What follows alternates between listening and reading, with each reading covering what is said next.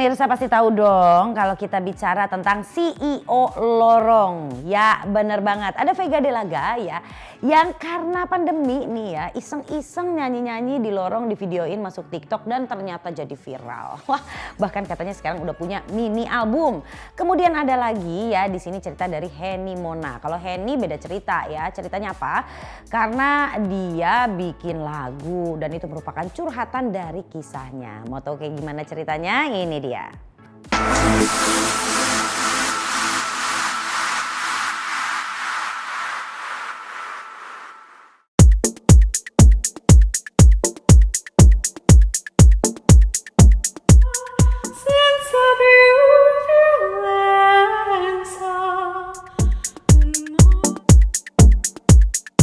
Sejak bikin TikTok terus iseng bikin konten nyanyi, dan itu pas kebetulan buka pintu di apartemen dan tiba-tiba nyanyi di lorong karena bagus aja gemanya, terus reverbnya juga alami.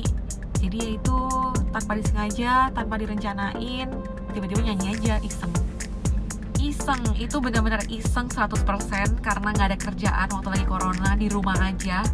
Jadi iseng bikin konten di lorong, karena kalau bikin konten nyanyi yang serius, yang nge-covernya itu secara serius, itu nggak pernah masuk FYP TikTok.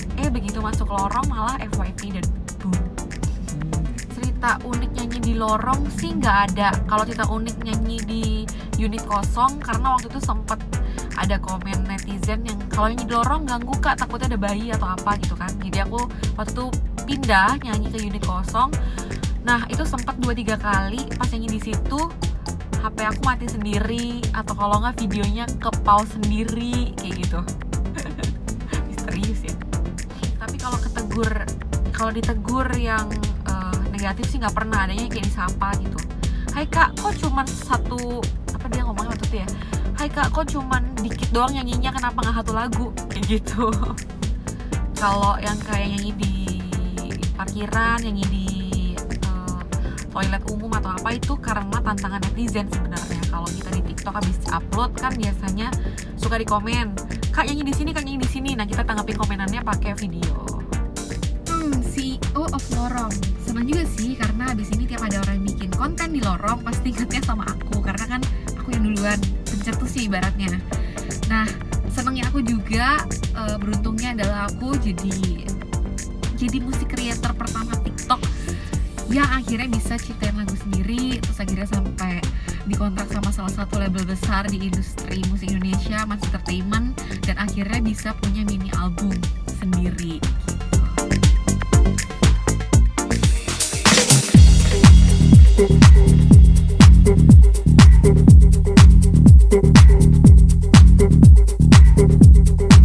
Mudah-mudahan aku bisa menjadi wanita yang lebih kuat lagi, lebih tangguh lagi, bisa menjadi inspirasi buat wanita-wanita. Mudah-mudahan semuanya yang aku jalani dahulu itu semua gak akan pernah bisa aku lupakan, karena itu adalah perjalanan hidup aku dan memang itu takdir hidup aku. Yang aku bisa sekarang adalah hanyalah aku bisa move on dengan semua story hidup aku yang gak pernah aku sangka, gak pernah aku duga akan menjadi sangat membekas banget dan kecewa, mungkin rasa sakit hati, tapi ya itulah memang hidup aku. Mudah-mudahan ini lagu aku bisa buat inspirasi buat wanita-wanita untuk lebih selektif lagi untuk mencari pasangan, dan juga untuk memutuskan menikah. Pada saat itu kan ada pro kontra dari mama, tapi mama tuh hatinya sangat luar biasa banget ya. Mama selalu, ya sudah, yang terbaik buat kamu, yang penting kamu bahagia, lahir batin silahkan kamu jalan. Dan mama pun gak ada dendam sama mantan pasanganku ya, tidak pernah ada dendam. Mama pun juga ketika waktu itu dia datang ke rumah, mama pun juga tetap oke, kamu datang, kamu mau seperti apa. Mama pun masih bilang, waktu saat kamu kemarin kejadian, mama marah sekali karena mama ingin pengen kamu pisah. Tapi sekarang kalau kamu masih bisa perbaiki saja. Jadi ini video klip mengangkat kisah kehidupan Henny yang sebenarnya gitu. Jadi aku melihat ya harus bisa memainkan sosok ya mungkin kisah-kisah hidup Henny yang kurang begitu menyenangkan. Ya sekalian juga mensupport dia supaya semakin semangat lagi berkaryanya, supaya lepas dari bayang-bayangan si doi gitu ya. Banget mas. Banget. Ada ya Chris, aku trauma ya pas dia mukul aku gitu, aku jatuh beneran, terus aku bilang, Chris bentar ya, kamu jangan cekek aku beneran, takutnya dia kesurupan kan. Kayak gitu sih, lebih ketawa-tawa. Padahal di dalam syuting itu gue berperan jadi Rio Ferdinand loh. Tahu back Inggris kan? Iya. Gue berperan jadi Rio Ferdinand, tapi di mata dia gue tuh Rio Repan. Kalau misalnya aku ngelihat video klipnya, aku bikin memang true story kayak gitu, jadi aku bisa nih, begitu sakitnya aku gitu, jadi aku bisa lupain. Kalau liriknya kan memang aku bertahan sampai detik ini pun belum selesai ya, masih proses, karena masa lalu itu nggak bisa aku buang, nggak bisa, paling cuma bisa dikubur aja, tapi kalau dibuang tuh nggak bisa, pasti akan reminder terus di dalam hati aku, itu aja sih.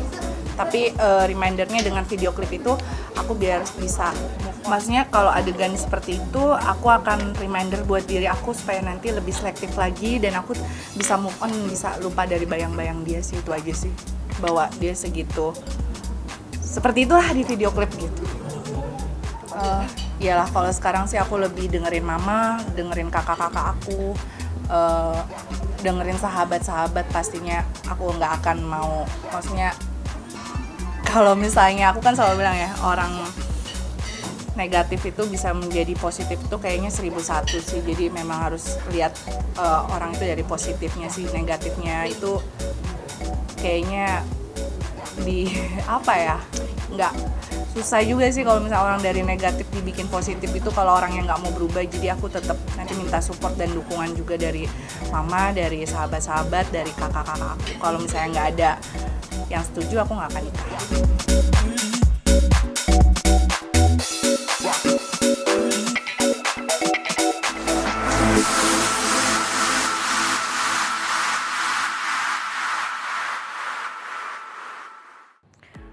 Luar biasa tuh kan, ternyata benar ya, kalau orang pintar mengambil hikmah dari suatu keadaan atau suatu kejadian malah jadi duit. Itu yang terjadi pada Vega De Laga dan itu bisa jadi pelajaran juga buat kita. Dan memang begitu juga yang terjadi pada Henny, ya kan.